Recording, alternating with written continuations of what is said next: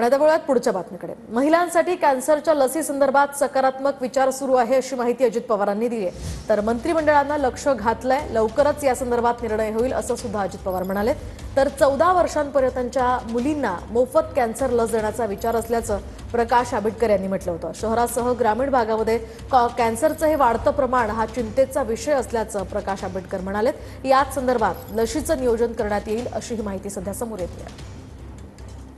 कॅन्सरचं प्रमाण वाढलेलं आहे, त्याच्यावर एक लस आलेली आहे, त्याही संदर्भामध्ये आम्ही सकारात्मक विचार माझ्या राज्यातल्या आपल्या महाराष्ट्रातल्या कशा मुलींना आणि स्त्रियांना हे आपल्याला वॅक्सिन देता येईल अशा प्रकारचा पण विचार आमचं महायुतीचं सरकार करतंय। देवेंद्रजी फडणवीस, एकनाथराव शिंदे, मी, प्रकाश आंबेडकर, आमचे त्या ठिकाणी हसन मुश्रीफ, आम्ही सगळ्याच मंत्रिमंडळांनी त्याच्यामध्ये लक्ष घातलेलं आहे आणि लवकरच आम्ही त्याच्याबद्दल निर्णयाप्रत येणार आहे। कॅन्सरचं प्रमाण एका बाजूला शहरी भागात आणि ग्रामीण भागामध्ये सुद्धा वाढतंय। पहिल्या टप्प्यामध्ये काही आरोग्याच्या संबंधित ज्या काही प्रश्न तयार व्हायचे त्यातला एक व्यसन असेल तर कॅन्सर व्हायचा, ब्रेस्ट कॅन्सर हा महिलांच्या मध्ये व्हायचा असं आपण बघत होतो।